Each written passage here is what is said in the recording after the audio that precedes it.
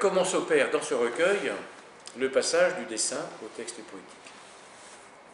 Je verrai volontiers une clé qui nous est donnée dans la section détails qui se trouve à la fin du recueil et qui reprend, et sans texte en regard, et en les grossissant, certains fragments des images précédentes. J'incline à y voir une allégorie involontaire du fonctionnement poétique dans ce recueil, puisque les textes ne cherchent pas à décrire, ils ne tentent même pas de recréer une atmosphère, d'en donner un équivalent verbal. Ils s'apparentent plutôt, me semble-t-il, au travail du rêve qu'avait analysé Freud, c'est-à-dire qu'ils se construisent, si on reprend les mots de Freud, par déplacement, condensation, dramatisation, c'est-à-dire inclusion d'une trame de récit, et symbolisation. Autrement dit, le poète choisit non pas la totalité de l'image souvent, mais une partie, un détail, qu'il grossit, il rêve sur ce motif, à partir duquel il va pouvoir développer souvent une esquisse de récit. Autrement dit, le dessin est un déclencheur et non pas un modèle que le poète chercherait à imiter. J'aimerais dégager trois aspects majeurs de cette écriture à partir d'images qui se retrouvent dans presque tous les poèmes, et je mets bien sûr de côté les aspects généraux de l'écriture éluardienne que j'ai abordés déjà sous l'angle de l'évidence.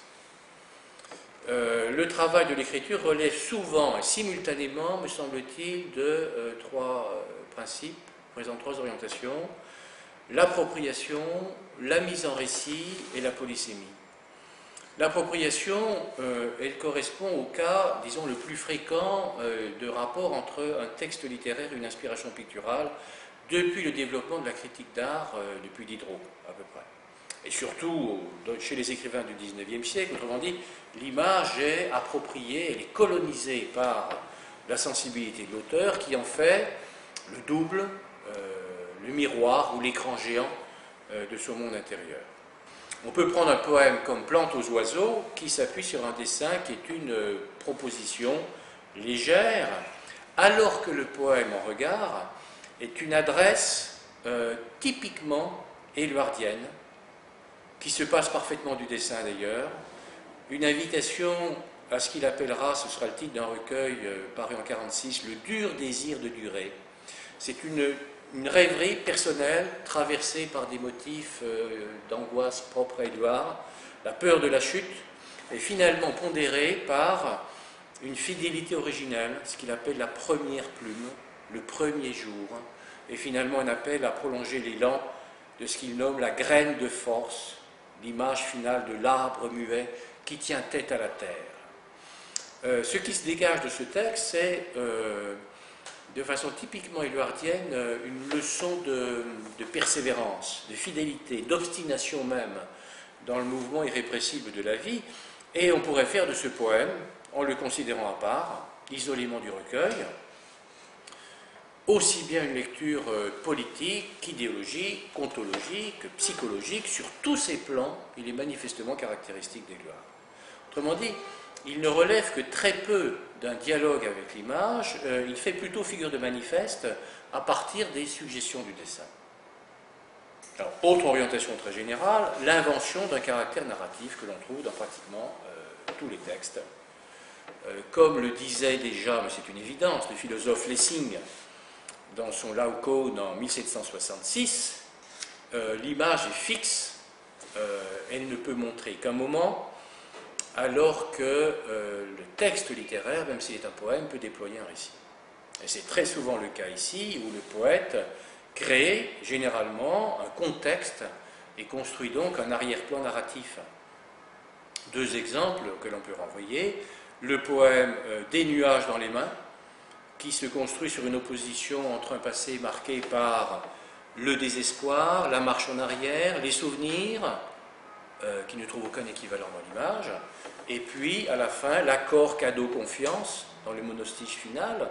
Donc l'écriture ici a créé une profondeur temporelle qui va permettre finalement de ressaisir le moment présent, celui de l'image, comme une plénitude. Autre exemple, le poème Rêve, qui est entièrement une séquence narrative qui peut beaucoup faire penser au récit de rêve pratiqué par les surréalistes, et dont beaucoup ont été publiés dans l'organe du mouvement, la Révolution surréaliste, devenu ensuite le surréalisme au service de la Révolution, toute la séquence narrative est inventée. Et curieusement, l'image de la locomotive qui occupe une place presque centrale et qui s'abat sur une ville est gommée, mais le motif de l'effondrement est transposé dans les verbes qui émaillent le texte et qui situent curieusement l'évocation dans un registre intime entre le « je rentre » initial et « je me déshabille » final. Et enfin, l'écriture poétique introduit souvent une polysémie par un jeu d'associations, de références diverses. J'en prends un seul exemple, l'un des poèmes les plus simples, les plus réussis peut-être, Le mannequin. Le titre est suggéré par l'image elle-même. Il convoque aussi, sans doute, s'agissant d'Éluard, le souvenir des mannequins énigmatiques qui étaient disposés par le peintre de Chirico dans ses tableaux de la période dite métaphysique. Chirico, Éluard connaissait bien ce peintre auquel il a consacré un très beau poème, La capitale de la douleur. Le motif initial de la guirlande tendue rappelle quelque chose au lecteur de poésie. Il s'agit très certainement d'une réminiscence de Rimbaud dans Les Illuminations. Lorsque Rimbaud écrivait, et bien sûr Éluard avait ce texte en tête, « J'ai tendu des cordes de clocher à clocher, des guirlandes, les voici, des guirlandes de fenêtre à fenêtre, des chaînes d'or d'étoile à étoile, et je danse. » Quant au sens global du texte, eh bien, il fait penser à un poème en prose publié 10 ans auparavant, en 1926, dans Les Dessous d'une vie, poème qui est intitulé La Dame de carreau, et où l'on trouve ceci, je ne reprends que quelques expressions. Tout jeune, j'ai ouvert mes bras à la pureté. Plus loin, à l'école, elle est au bord devant moi. Et à la fin, et c'est toujours le même aveu, la même jeunesse, les mêmes yeux purs, le même geste ingénu de ses bras autour de mon cou, la même caresse, la même révélation. Ce poème est sans doute exemplaire de la façon dont travaille, faut-il dire, la sensibilité. Il serait plus juste de dire l'imagination éluardienne dans ce recueil.